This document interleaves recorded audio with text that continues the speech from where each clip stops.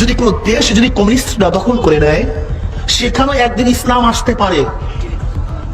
কিন্তু আল্লাহ না করুক, কোন দেশ যদি জামাত দখল করে ফেলে, কিয়ামতের আগ পর্যন্ত আর কোনো দেশে ইসলাম আসবে না। শুধু কোরআন কোরআন, এর মধ্যে শুভঙ্করের ফাঁকি, এটা আহলি কোরআনিয়াদের স্লোগান। খুব হুঁশ রাখতে হবে।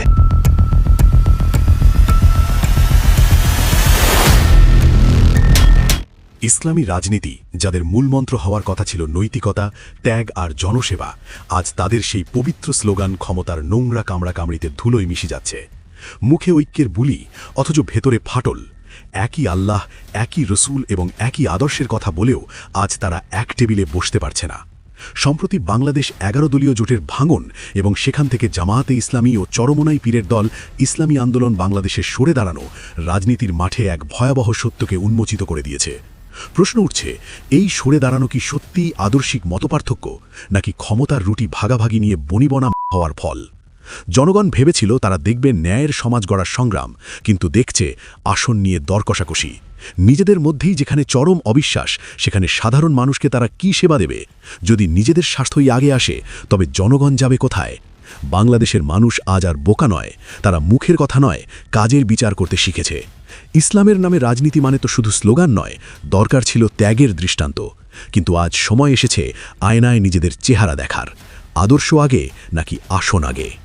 তবে গল্পের আসল টুইস্ট বা চমকটা অন্য জায়গায়। জোট ভাঙার নাটকের ঠিক পরেই চরমোনাই পীর সাহেবের দল ইসলামী আন্দোলন বাংলাদেশ যে অবিশ্বাস্য কাণ্ডটি ঘটিয়েছে, তার রীতিমতো সন্দেহ জন্ম দেয়। কিছুদিন আগেও যারা জামায়াতের সাথে জোটের স্বপ্ন দেখছিল, হঠাৎ তারা একা 268টি আসনে প্রার্থী ঘোষণা করে বসল। ভাবা যায়, 300 আসনের এই দেশে একটি দল কিভাবে রাতারাতি এত বড় হয়ে ওঠে যে তারা একাই 268 আসনে লড়ার সাহস দেখায়? এত অর্থ, এত জনবল হঠাৎ কোথা থেকে এলো? আগামীতে জাতীয় সরকার হবে নাকি কোন সরকার হবে, এটা একটা মৌলিক প্রশ্ন। যেহেতু আমরা এদের প্রতিদ্বন্দ্বী, একটি প্রতিদ্বন্দ্বী শক্তির সাথে গিয়ে উনি নিজে ঘোষণা দিয়ে আসলেন তিনি জাতীয় সরকার করবেন, তাদের ঐক্যের পাঠাতনে দাঁড়িয়ে রাষ্ট্র পরিচালনা করবেন, তাহলে এখানে আমাদের সাথে তো বিষয়টা তিনি ডিসকাস করেন নাই। অন্যান্য শরীকদের সাথে তিনি এককভাবে ঘোষণাটা দিয়ে আসলেন।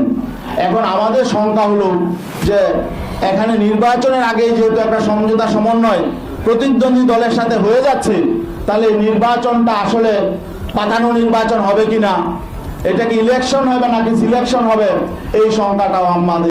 রাজনৈতিক বিশ্লেষক থেকে শুরু করে আমজনতা সবার মনে এখন একটাই প্রশ্ন, জামায়াত থেকে পৃথক হয়ে এই বিশাল একক নির্বাচনের সাহসের উৎস কি?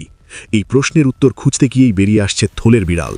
গুঞ্জন উঠেছে এই সাহসের পেছনে আছে বাংলাদেশ আওয়ামী লীগের সাথে গোপন কোনো বোঝাপড়া। ইতিমধ্যেই সামাজিক যোগাযোগ মাধ্যম ও গণমাধ্যমে আওয়ামী লীগ সম্পৃক্ত কিছু ভাইরাল ফুটেজ সেই সন্দেহের আগুনে ঘি ঢালছে। শেখ হাসিনার কপালে নামাজের দাগ দেখা যায়। তা আমি প্রশ্ন করলাম যে আপনার কপালে তো নামাজের দাগ দেখছি। হুজুর, আমি 7 বছর বয়স থেকে আমি নামাজ পড়ি। কিভাবে?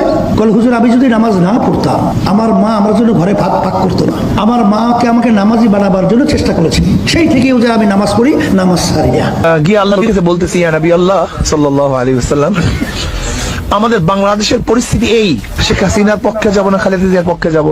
আল্লাহ নবী বলতেন, যা তাহলে কি করবে, যেহেতু বড় দুইটা দল, তোরা সবাই শেখ হাসিনার পক্ষে যা। কি কথা ঠিক আছে না? মানুষ বলাবলি করছে, জামাত যা দিতে পারেনি তা কি তবে অন্য কোনো অদৃশ্য শক্তি তাদের দিচ্ছে? এটা কোনো সাধারণ নির্বাচন নয়। বিশ্লেষকরা একে দেখছেন এক গভীর ষড়যন্ত্র বা মেটিকুলাস ডিজাইন হিসেবে। রাজনীতির দাবা খেলায় জামায়াতে ইসলামীকে কোণঠাসা করতেই কি চরমোনাইকে দাবার গুটি হিসেবে ব্যবহার করা হচ্ছে? যদি চরমোনাইকে দিয়ে বড় একটা ভোট ব্যাংক সরানো যায়, তবে জামায়াতের পক্ষে সরকার গঠন করা অসম্ভব হয়ে পড়বে। এই নীল নকশা কার? আওয়ামী লীগের নাকি বিএনপির?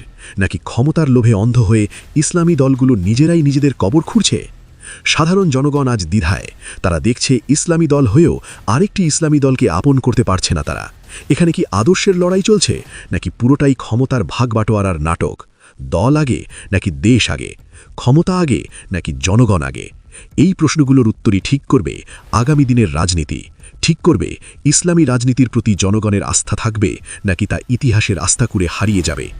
প্রিয় দর্শক, আপনাদের কাছেই এই জটিল সমীকরণের উত্তর চাই। আপনার কি মনে হয়, ইসলামী রাজনীতি কি আদর্শ হারিয়ে যাচ্ছে? চরমোনাই পীরের দলের এই একক অবস্থান কোনো গোপন আতাতের ফল? কমেন্ট বক্সে আপনার সুচিন্তিত মতামত লিখুন। সত্য উন্মোচনে এবং রাজনৈতিক বিশ্লেষণের পরবর্তী আপডেট পেতে এখনই সাবস্ক্রাইব করুন বাংলা কানেক্ট এবং বেল আইকনটি চেপে দিন। ধন্যবাদ।